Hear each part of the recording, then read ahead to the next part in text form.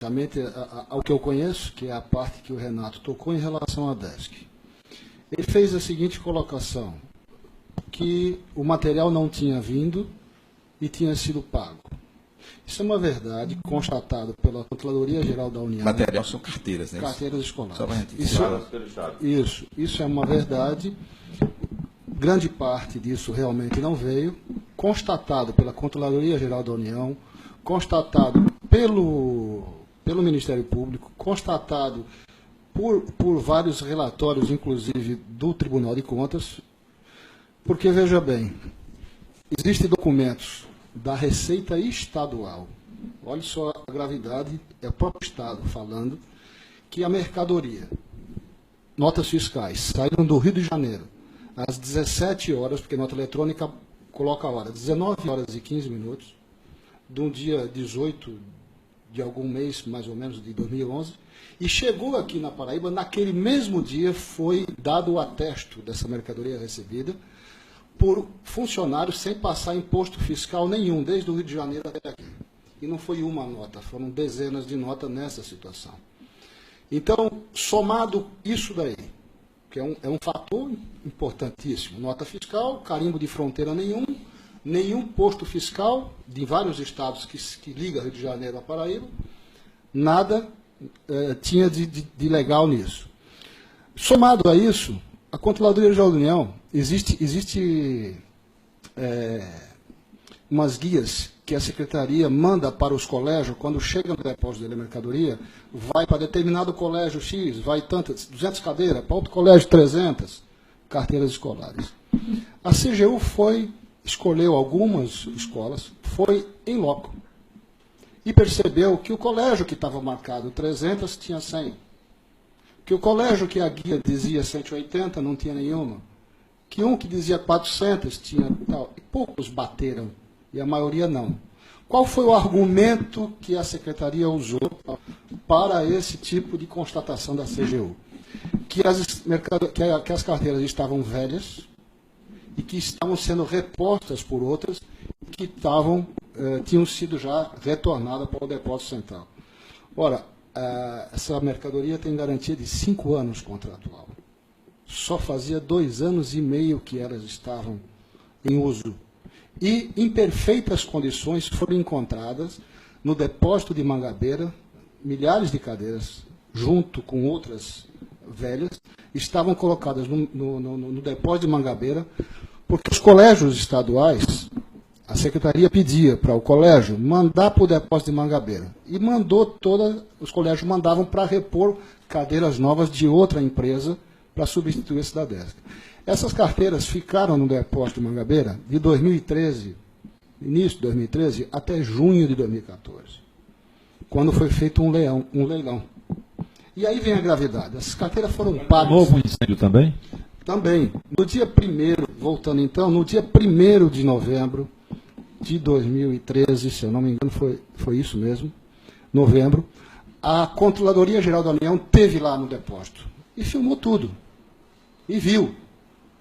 Estranhamente, no dia 2, que era finados, houve um princípio de incêndio, mas que não foi noticiado em lugar nenhum. Eu soube porque eu peguei, através da imprensa, isso daí. Mas também não foi motivo nenhum de ter falado, porque disseram que foi uma fagulha, que foi algumas coisas... Mas houve um incêndio também assim em Patos. Exatamente. Que disseram que tinha sido um foguetão do Flamengo. No mesmo mês de novembro, no dia 20 e poucos... Saiu pegando fogo em todo lugar que tinha cadeira. E no dia 27, 26 desse mês, também aconteceu a mesma coisa em Patos, no depósito central lá em Patos, aonde a justificativa foi que tinha um jogo do Vasco, que a torcida soltou o rojão caiu no mato, o mato pegou fogo de noite e esse fogo pegou algumas cadeiras. A pergunta não é o acidente, é isso que eu sempre falei, e falei nas minhas denúncias, não é o acidente. O que estavam fazendo carteiras novas, com 2 anos e meio ainda por cidade de garantia, dentro de um depósito ao céu aberto, às impropérias sol, de ferrugem, de chuva, etc. Então esse é que é um crime muito grande, inclusive isso daí. Tá num vídeo, tem um vídeo de 40 minutos que mostra essas cadeiras. E foram vendidas essas cadeiras no leilão. Muito Por bem. quanto? Mas isso aí foi uma coisa que passou. O importante, o mais grave disso tudo, é que essas carteiras que foram pagas por R$ 174 e que foram compradas com garantia contratual, repetindo, de 5 anos, e que foi comprada em final de 2011, portanto, a garantia ainda se acabava esse ano, 2016, ainda está em garantia hoje, porque só acaba em garantia lá para o final do ano. Mas em julho de 2014, há 2 anos atrás, elas foram leiloadas, junto com outras carteiras, por 10 centavos. 10 centavos apenas. Muito bem. Aí vem a grande questão. Só que Quando Renato essas carteiras fez foram... Só um minuto, Rodolfo. Renato, na gravação, ele fala que Gilberto não queria que se tratasse do assunto da DESC, não é isso? Ele não queria enfrentar uma CPI. E o que Gilberto na Carneiro Câmara tem com isso, o Procurador-Geral do Estado? E é verdade, ele não deve querer mesmo. Por quê? Porque eu tive, nessa mesma época, numa sessão especial na Assembleia, e eu parece que Rubens estava nessa sessão especial, poucos jornalistas estavam, e eu acho que Rubens estava, que eu vi ele fazendo as anotações como repórter lá, e nessa sessão eu falei por quase 1h30, e o senhor Gilberto Carneiro não compareceu, dizendo que tinha um compromisso de Estado em Pernambuco e queria numa oportunidade depois. E se esqueceu, não vem mais. Por que ele tem receio? Porque Gilberto Carneiro. Exato. Qual é a participação dele que ele tem formal nesse processo da DESC? Gilberto, quando era secretário da administração da Prefeitura Municipal de João Pessoa, isso em 2010, a Prefeitura, pela secretaria dele, dos 19 contratos que estão dentro desses processos todos, nesses órgãos de investigação, um deles, que é o contrato 15/2011, é um contrato de R$ 3.300.000. Este contrato foi a aquisição de carteiras escolares. E o que aconteceu? Esse contrato é uma das coisas mais tenebrosas que tem e que o Tribunal de Contas, inclusive, está sentado em cima disso, tendo que decidir a qualquer momento. Vejam o que aconteceu nesse contrato. Um contrato que o gestor desse contrato é o Gilberto Carneiro e a Ariane Sá juntos. O Gilberto Carneiro está lá. E correu todo esse processo pela Secretaria de Administração. O que aconteceu nesse processo? Para ser bem didático em relação a isso, que eu acho que é esse um dos maiores medos, além de outros tantos que tem. No dia 1º de março de 2010, a Secretaria emite dois ofícios iguais, com a mesma data, dia 1 de março de 2010, com o mesmo número, ofício 480, para o Piauí, que é onde vem o registro da ata, pedindo autorização para fazer o contrato pela ata de lá. Só que esses dois ofícios, elas são para 2 empresas diferentes, uma para a DESC e uma para a empresa Optis. O da empresa DESC é em torno de R$ 3.303, e o da Optis é R$ 2.900. O Piauí, no dia 9, diferença de 400 mil de um para a outra. A DESC é maior, 400 mil. O Piauí emite 2 liberações em relação a isso que ele foi solicitado. Porque não foi 2 pedidos, ele emitiu 2 liberações. Uma para a Optis e uma para a DESC. Ela emitiu isso aí, uma no dia 9 e uma no dia 10. O ofício foi no dia 1º, dia 9 e dia 10 veio essa liberação. No dia 16, o Piauí percebe que houve um equívoco, porque ele liberou 2 coisas iguais, o mesmo objetivo para empresas diferentes, no mesmo processo. Aí ele anula essas 2 liquidações, essas 2 liberações. Fala, olha, cancelado o ofício número 480. Eles dizendo de lá para Paraíba. Paraíba. O ofício 357, o Piauí de lá para cá percebe o erro, o impasse que teve, porque 2 liberações para o mesmo contrato, e cancela as 2, até a resolução do certame. Enquanto a gente está investigando, em outras palavras, vocês cancelam essas 2 e não façam contrato por elas. Isso no dia 16. Tem lá uma investigação também sobre a idoneidade dessas empresas. Isso. No dia 18, 2 dias depois, Gilberto Carneiro faz um ofício para o Piauí, dizendo, olha, desconsidere o ofício que vocês mandaram para cá, o 357, onde você cancela as 2. para o bem da administração pública, mais ou menos esse é o termo, vocês fazem, me mandem uma liberação nova pela empresa Optis, porque ela é R$ 434 mil a menos para a prefeitura. E, tipo assim, não quero fazer quadrestre. O Piauí não se manifesta mais sobre isso, fica nesse ofício. E 17 dias depois, o senhor Gilberto Carneiro faz o contrato e publica no Semanário Oficial um contrato com a DESP de 400 mil a mais, que ele tinha pedido para que não fizesse, porque era mais caro para o cofre público. Ora, mas o mais grave disso tudo ainda, Gilvan, é que quando foi descoberto tudo, e eu nas minhas investigações participei disso tudo, é que toda a documentação em relação à empresa Optis, ou seja, lembra da história que eu falei que tinha 2 ofícios iguais? Você tira o da Optis. Lembra que eu te falei que veio 2 liberações, uma para cada uma? Você tira a liberação da Optis. Aí eu te falei que veio um ofício 357 cancelando as duas, você segura, também tira esse ofício. Aí veio o ofício 622... Tira o que você está dizendo, tira do processo. Do processo. Aí você tem o ofício 622, que é Gilberto pedindo para fazer pela empresa, também você tira fora. O que aconteceu? Tudo que era relacionado à empresa Optis sumiu do processo. O processo de compra da prefeitura não existe isso. Você tem a documentação? Eu tinha porque eu entrei com ela no Tribunal de Contas. E o pior não é nada. O pior é que Gilberto Carneiro se defende deles no Tribunal de Contas, usando a xerox que estava no processo, que são esses documentos que não estão na prefeitura. Ora, quando ele se defende, ele está autenticando esses documentos. E ele dando as explicações. E isso é imperdoável, isso não tem advogado, desculpe, com toda a inteligência que você tem, Marcelo, que é um advogado novo, não existe advogado que possa defender um negócio desse. Porque ficou muito claro. E isso daí, que vem o mais grave ainda, está correndo no Tribunal de Contas, além de ser descoberto pelo Ministério Público, que está na ação de improbidade. Quando isso está sendo no Tribunal de Contas... Rodolfo, você falou Ministério Público, foi ajuizada uma ação... Foi uma ação de 77 páginas, o Ministério Público ajuizou de improbidade com o seguinte termo na inicial desse processo, dizendo que foi formado na Prefeitura Municipal de João Pessoa, no período de 2008 a 2010, uma organização para fraudar o erário público municipal, aonde o senhor Gilberto Carneiro e mais uns 2 gestores pertencem ao nível número 1 dessa organização. Essas palavras, é que eu costumo dizer, elas são muito fortes. Um promotor de justiça não ia iniciar uma petição... Estadual ou federal? Estadual. Ele não iria iniciar um negócio desse sem ter um mínimo de convicção sobre o fato. Porque é muito grave isso aí. E o Ministério Público é que tem essas palavras, não é, Rodolfo?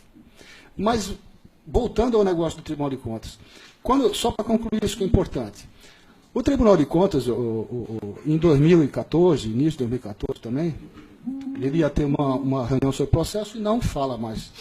Está lá parado o processo. Na petição, quando isso foi para o Tribunal de Justiça, por quê? Em primeiro grau, essas empresas e Gilberto Carneiro conseguiu a absolvição com resolução do mérito. O Ministério Público recorreu para o Tribunal de Justiça e os desembargadores anularam essa sentença.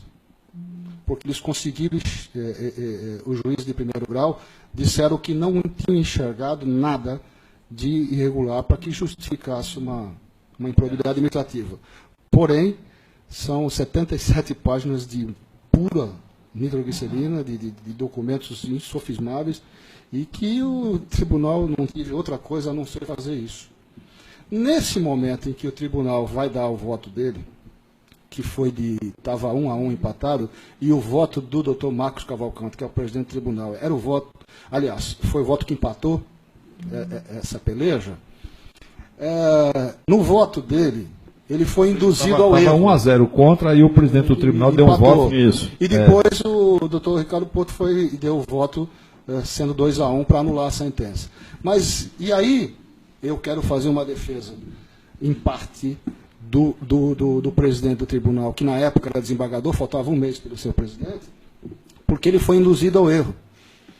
Esse processo, na defesa que o Gilberto Carneiro fez no Tribunal de Justiça, o advogado dele, diz o seguinte, que esse processo, o 040-7012 do Tribunal de Contas, já tinha sido analisado e julgado no Tribunal de Contas para que retirasse essa eiva dele. Esse processo não foi julgado até hoje. E o voto do desembargador foi em razão, parte foi em relação a isso.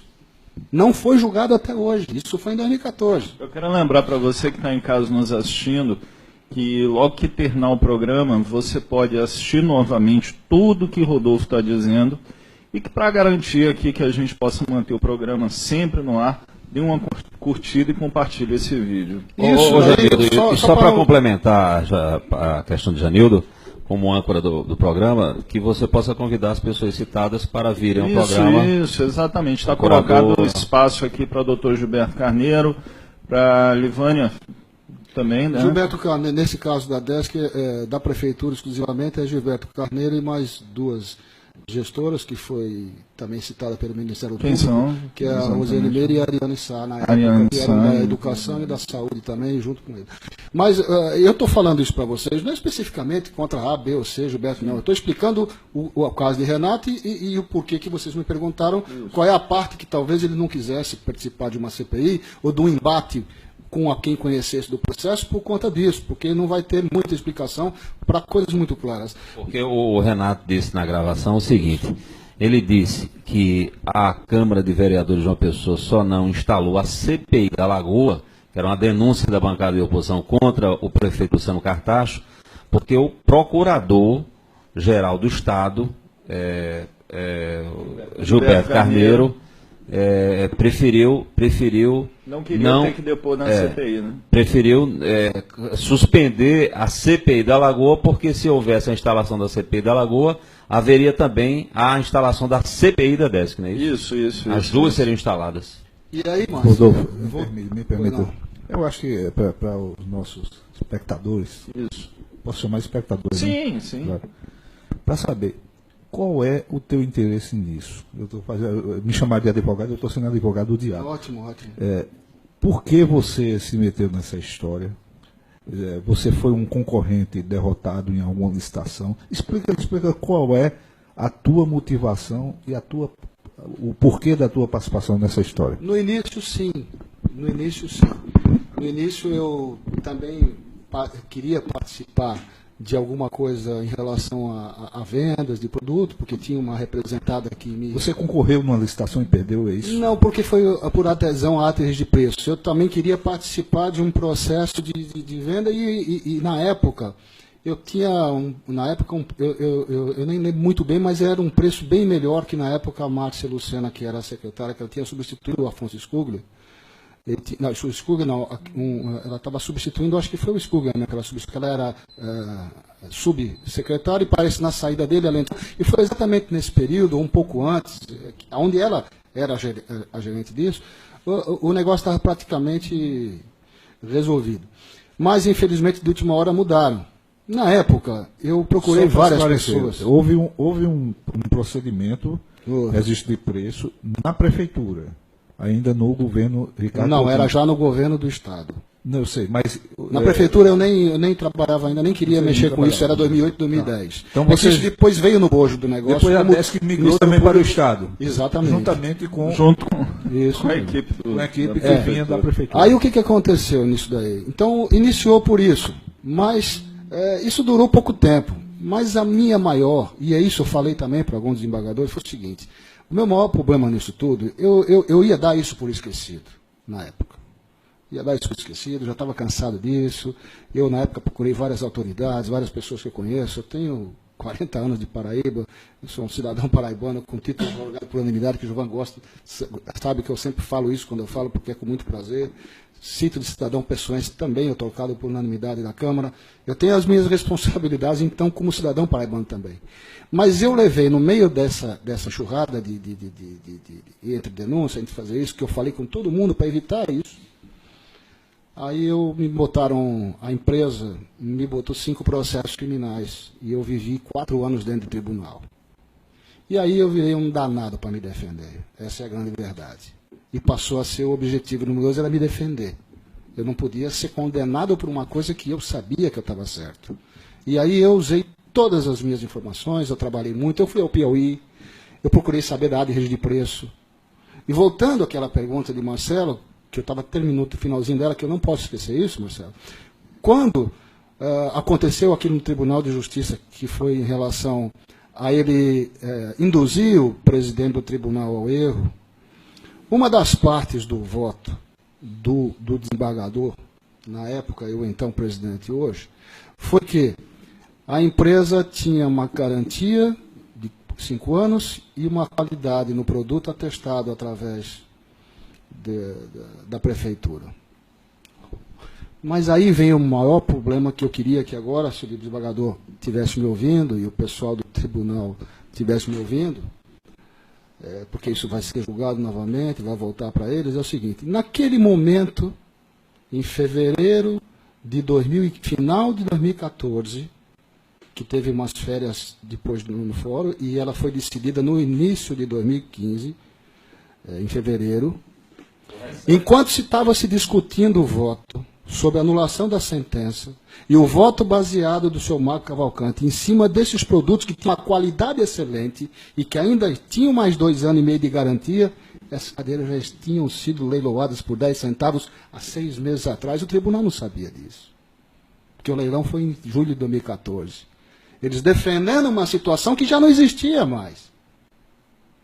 E aí, minha gente, é complicado. Uma situação comprova o contrário. Né? Mas aí o tribunal não sabia, mas eu estou dizendo agora, porque eu também descobri depois que o leilão foi, parte do leilão foi dessas carteiras. Só para precisar a informação, o Estado comprou a quanto e vendeu a quanto no leilão? O Estado comprou em 2011, no segundo semestre de 2011, valor unitário, um valor de R$ 174 a unidade. A unidade, a carteira escolar. A carteira escolar. Essa carteira tem garantia de 5 anos, venceria em final, no segundo semestre de 2016, agora, mas foi leiloada em 2014, com 2 anos e meio de uso, por 10 centavos. Ainda dentro do prazo de garantia. Dentro do prazo de garantia. Então, nem alegar que esses produtos estavam defeituosos, que eles tinham sido enferrujados, poderia, porque no contrato diz que os 5 anos de garantia é contra ferrugem e contra várias especificações que acontecia. Mas o grande problema também, além disso, é que, olha só, a secretaria pede para que as escolas mandem as carteiras que estão boas dentro da sala de aula para jogar dentro de um depósito em Mangabeira, para tomar sol, chuva durante 1 ano exposto ao céu aberto, para depois leiloar por 10 centavos. Ora, meu Deus do céu. O que a CGU constatou, e está nas fotos claras, é carteiras em excelente estado. Ao todo, quantas carteiras foram compradas? 50 mil. E precisava comprar 50 mil? Não, tem mais essa ainda. Porque no relatório que eles fizeram, nem sei muito bem, mas no relatório diz que as escolas estavam solicitando 36 mil carteiras. Já compraram 50. Em 2011. Mas o problema não é esse. Em 2012... Chegaram quantas dessas 50? Das 50, o que a gente calculou em termos das notas fiscais, considerando que todas as notas fiscais que não passaram no posto nas fronteiras, em torno de 15 mil. 30%. Das 50 mil, isso é recurso só federal, chegaram né? 15 mil. Não tem comprovação de 15 mil que passaram nos postos fiscais, desde do Rio de Janeiro até aqui, passou por... Não, porque elas vieram de avião, né, por cima. Isso é recurso federal, né? Recurso federal. O outro da prefeitura também. Agora, quantos alunos tinham matriculado? Pensava mesmo desses. Como é aquela história dos alunos matriculados? Você chegou a falar sobre isso? É fácil. Eu não sei para trás de 2008, mas em 2008, o governo do Estado, na época, comprou 60 mil carteiras da empresa NAV. 60 mil. Em 2009, comprou 50 mil da DESC. Em 2010, comprou mais 7 mil. Em 2011, comprou mais 50 da Delta, que é a empresa do mesmo grupo da Delta. 50 mil. Isso. Em 2012, comprou 135, que é outro crime também grande, que eu nem vou me atentar isso, que é outro problema grande também, que foi aquela compra de 135 no carteira, de uma solicitação que só precisava de 50, compraram 135. Em 2014, compraram mais 10 mil. Em 2015, compraram de uma empresa de Recife chamada... É uma empresa de Recife, que eu não vou nem citar o nome agora, mas mais 60 mil. Ou seja, em torno de aproximadamente, nos últimos 7 anos, compraram em torno de 400 mil carteiras. Se você analisar, Giovana, que toda a escola pública hoje, hoje tem 2 a 3 turnos, tem alguns que tem turno da noite, você fazendo uma conta rápida de 3 turnos, você para 400 mil carteiras, o mesmo aluno que senta de manhã, senta de tarde, senta de noite na mesma carteira. Então você daria para atender 1.200.000 alunos. Sem contar que tinha outras carteiras, né? Que já tinha Isso. outras Só estou falando das existiam outras compras dos últimos 7 anos. Então, daria para você acolher nessas compras 1.200.000 alunos. 1 milhão. Alunos tem matriculado. 1 milhão. 1 milhão é quase a metade da população da Paraíba, né? Não é isso? É verdade. Muito bem. E só tinha matriculado, e só tem, eu acho hoje, só tinha matriculado em 2012, 2013, 252 mil matrículas, das quais nem 200 mil assistiam aula, porque tem aquela evasão. Então, quer dizer, era 5 vezes absurdo que foi comprado. Agora, é lógico, você compra, descarta sem a garantia. Dentro do prazo de garantia, você vai comprar todo ano, vira um conta corrente. Isso é uma coisa que eu acho que eu nunca tive essa chance, porque eu tentei falar com o governador, e a chance que eu estou tendo hoje é isso, eu tentei falar com ele em 2011, quando eu pedi audiência, e vocês se enganam quando vocês falam que vocês que eu digo, não é só vocês, é todos, se enganam quando diz que eu denunciei. Eu denunciei, mas quem me mandou denunciar foi o governo. No dia 26 de abril de 2011, tudo que eu falo, Marcelo, Rubens, eu provo. Por isso que eu fui absolvido nos 5 processos criminais. Provo com documentos. E tenho muito mais documentos, porque o grande problema foi esse. Quando eu falei que ia fazer a denúncia, eles achavam que eu sabia mais do que o que eu podia provar. E eu acabei provando mais do que eu sabia. Então, é para mandar um recado que eu sei, e o que eu falo eu tenho prova. Então, veja bem, no dia 26, olha a data, 26 de abril de 2011, aliás, 2 dias antes, eu procurei uma pessoa muito influente do Tribunal de Contas, que eu conheço, um amigo, e contei da minha aflição em relação a isso. Puxa, eu tenho tantos anos de Paraíba, conheço tanta gente, eu fui presidente do Botafogo, tantas pessoas que eu conheço, tal, pô, quero fazer um negócio certo, estou tendo esse empecilho, esse entrave. Ele falou, Rodolfo, você já falou com o governador? Eu falei, mais adiante, será que vai adiantar? Ele vai me ouvir? Ele falou, tenta, faz um resumo, manda para ele uma carta, um ofício, e pede uma audiência para falar com ele.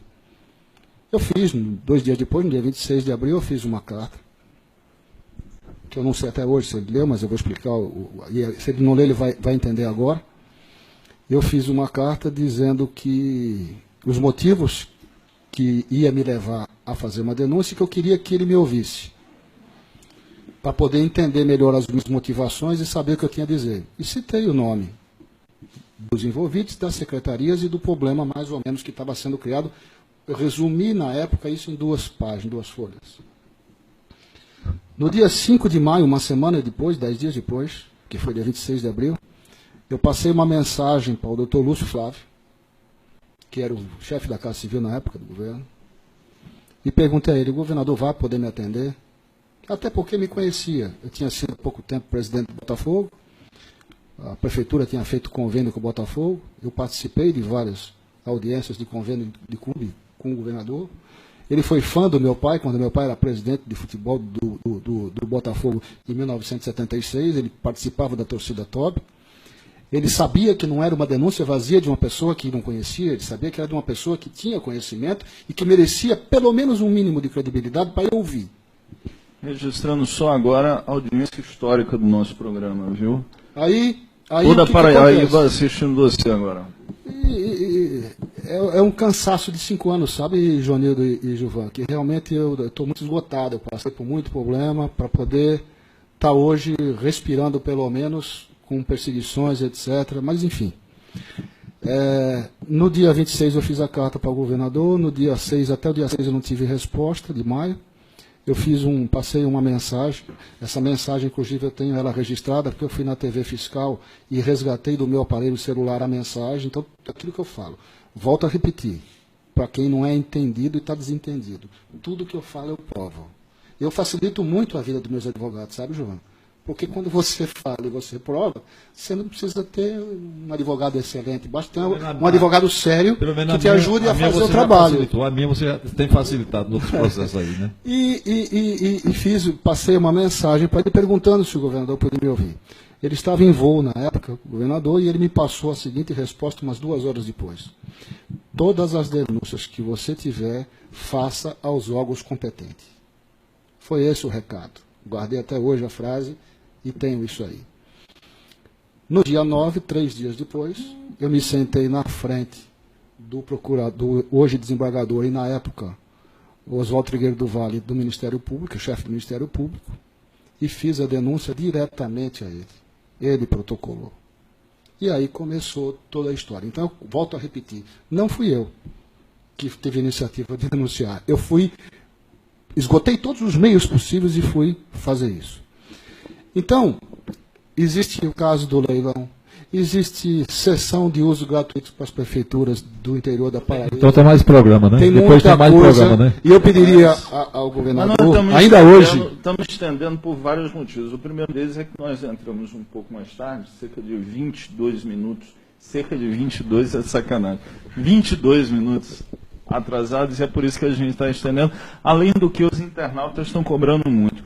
Pajé Sax, Jaqueline Ferreira, Christian Barnardi, Táticas de Sucesso, são internautas que entraram agora, que souberam que Rodolfo estava aqui contando esses detalhes sobre as declarações que o vereador Renato Martins fez, que são declarações fortes, e ele aqui está falando, comprovando fatos que foram narrados pelo vereador muito rapidamente, e aqui ele está dando todos os detalhes. Então, você que está em casa está tendo acesso a informações que muita gente não tem, que muitos jornalistas que está dentro da redação corre atrás. E é Rodolfo é muito o cara que fácil. tem essas informações. É muito fácil, sabe, Gilvan e Helder, Rubens, todos aqui, Marcelo, Gilvan, é muito fácil quando você fala a verdade, porque você fala com tranquilidade, você fala sem estar afobado.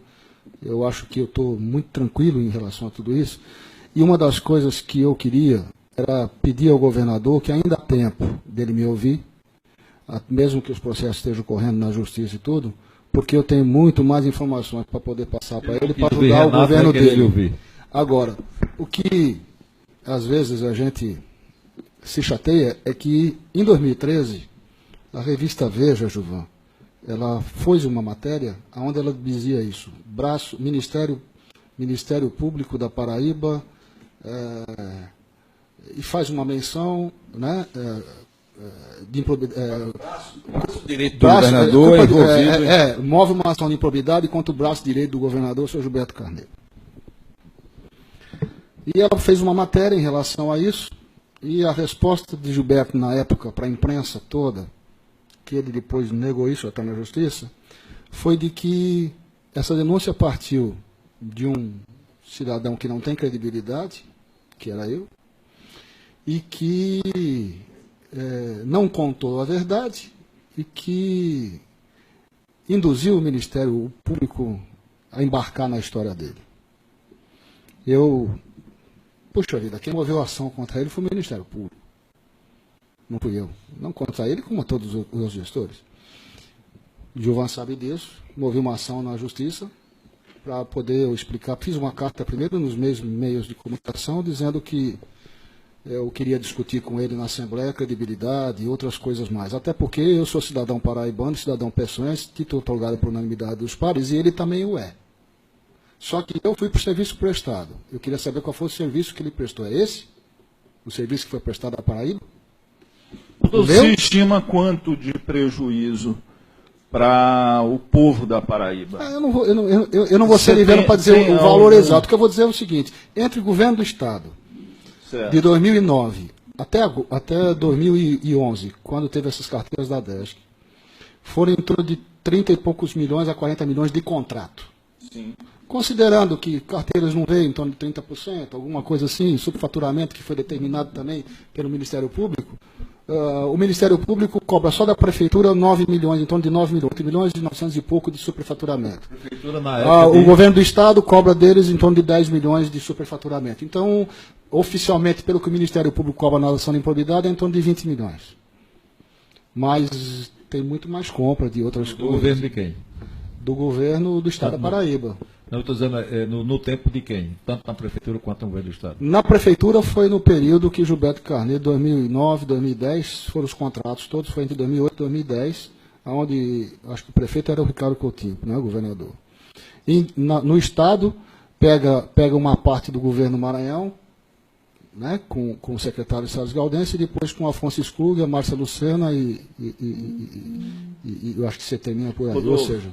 Quem está em linha conosco nesse momento aqui, está falando conosco através das redes sociais, é Dona Inês Ernesto, mãe de Bruno Ernesto, e ela fez uma citação curiosa aqui, que é o seguinte, caso desse que é de 2014, não é isso? Que foi feita a denúncia no Tribunal de Contas? Não, foi feito em 2011. Na mesma época que eu fiz lá pelo Dr. Oswaldo Trigueiro do Vale do Ministério Público, eu fiz também no Tribunal de Contas. Então, 2011, desde 2011. O Jampa Digital é de 2012 e também continua sem julgamento. Ela está lembrando esse dado aqui, que é um dado interessante e que envolve, enfim, a mesma gestão. Período. Eu em relação... Tem um caso curioso no Tribunal de Contas do Estado, recente. Acho que o Rubens trouxe esse material. Talvez eu tenha trazido também alguma coisa no blog, que envolve o mesmo personagem, com relação à questão de um AR, é isso, Rubens? Tu lembra da história?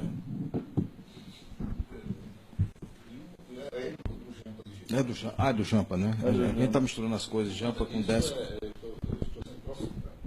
Não, por conta disso, só para esclarecer, alguém mandou processado mensagem aqui dizendo que você foi processado. Carneiro, exato. Mas por que está sendo processado nesse caso? Não, porque eu relatei a história do sumiço de um AR, que foi aberto um procedimento para aviso apurar, de recebimento, né? aviso de recebimento, e foi a notificação para apresentar a defesa. Sim. Ele foi notificado para apresentar a defesa em julho do ano passado, tinha um prazo de 12 dias, me parece, 12 dias, e a defesa veio aparecer agora em julho deste ano. Todos os outros demais... Estava a destempo, e para poder se justificar, eles fizeram sumir o AR. Bom, o AR sumiu, tanto é que houve a abertura de um procedimento para apurar, o procedimento no Tribunal de Contas do Estado. Procedimento administrativo interno. Em relação a esse processo do Jampa Digital. Pronto, isso gerou... Agora, é engraçado que a matéria que motivou esse processo foi a narrativa da luta incessante, incansável da doutora Inês, dos pais e do Ricardo. Por isso que eu citei isso aí, por causa que Inês... Contra o que eles têm como impunidade da morte do filho, porque eles atribuem, entendeu? Então, não existe uma acusação. Eu acho engraçado isso, né? Eu até discuti. Não existe uma coisa. Eu não sou menino, vamos dizer. Eu já tenho já sou bem rodadinho, né? Então, eu não faço uma acusação a ninguém. Eu não sou sem provas, jamais fiz. Agora, eu tenho o direito de me referir a fatos que conectam uma coisa à outra, como todo mundo que tem 2 ou 3 neurônios pode fazer. Né? Mas mesmo assim está lá, pô. E o juiz decidiu de plano, liminarmente, já pedir a despublicação das matérias e tudo mais. E eu estou vendo aí, o caso está entregue ao setor jurídico lá da empresa, do jornal da Paraíba. Vamos ver no que é que vai dar. Mas, particularmente, eu estou pensando em ir diretamente ao Supremo Tribunal Federal em busca de algum remédio jurídico para que eu possa exercer. Eu até propus, erroneamente, segundo o advogado, um habeas corpus preventivo. E Rubens, sobre isso, Dona Inês está dizendo aqui, estou com um AR aqui, vou entregar e tornar público. Quem está dizendo? Dona Inês. Ela disse que tem esse AR, de fato, e o AR mostra que o... O AR só não está dentro do processo, né? Mas o AR Mas tá mostra na rua. que o doutor Gilberto teria sido notificado dentro do prazo. Isso. Mas a defesa dele foi apresentada 8 meses depois, é isso? Na verdade, eu não cheguei. Confuso isso. Eu não cheguei. Eu falei apenas. Você tem lá o registro da movimentação processual, está em aberto o prazo dele. Os outros, todos dentro do prazo regulamentar de apresentação de defesa.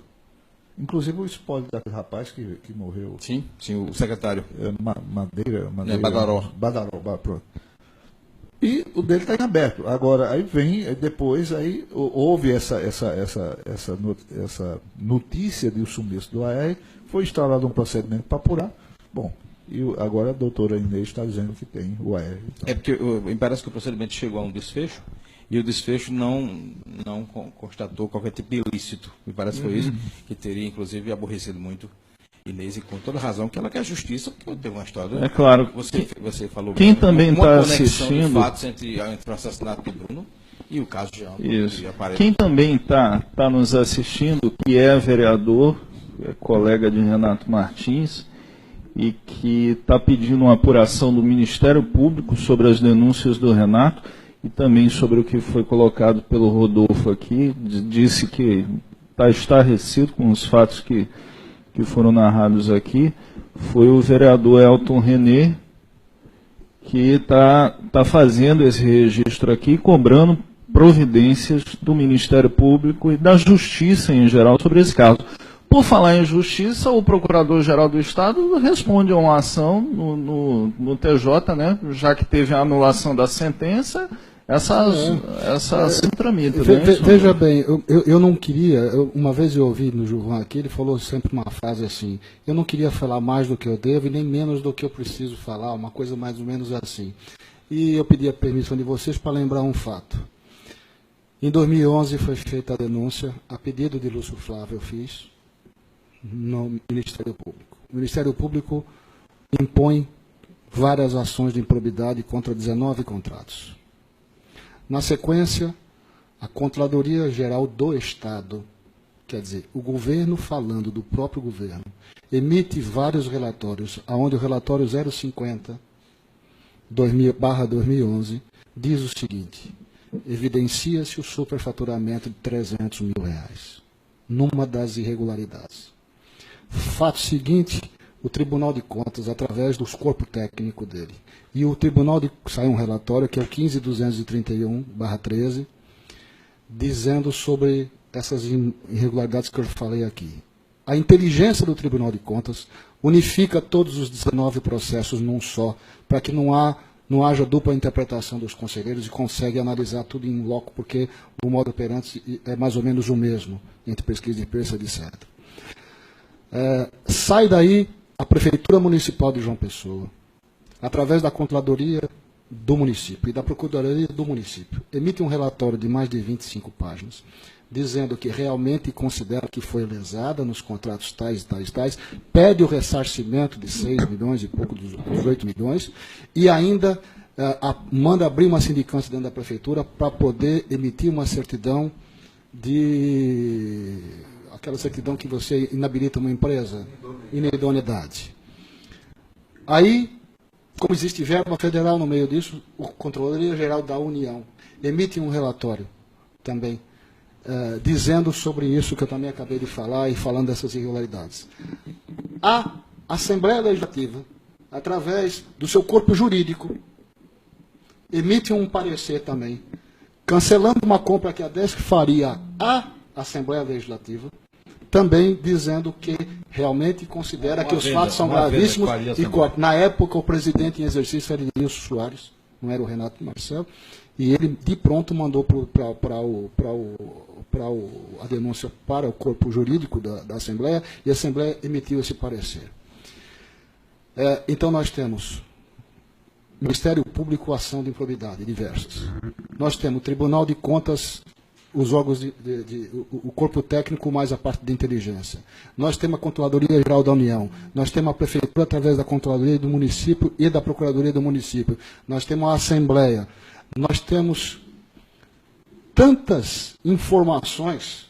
Nós temos 2 juízes de primeiro grau, onde todo mundo encontrou tudo isso, e aí o entendimento equivale. Eles não conseguiram achar nenhuma irregularidade e liberaram. Aí o Tribunal de Justiça vai e anula as 2 sentenças, dizendo que realmente houve um equívoco do juiz e que o entendimento deles foram diferente do que o juiz.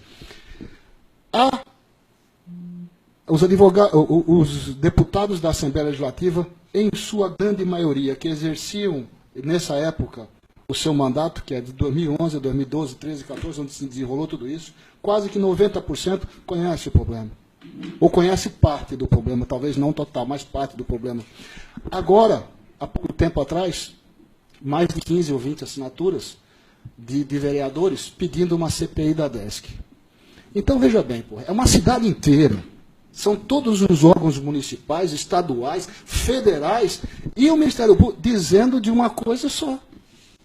Então eu só queria que eu me acosto a todos esses comentários, não é possível que aqui exista algum erro. Então eu peço, agradeço a vocês aí essa oportunidade de tentar esclarecer e um grande abraço a todos aí. Espero que devo ter cumprido com o meu papel de cidadão paraibano, cidadão pessoense hoje.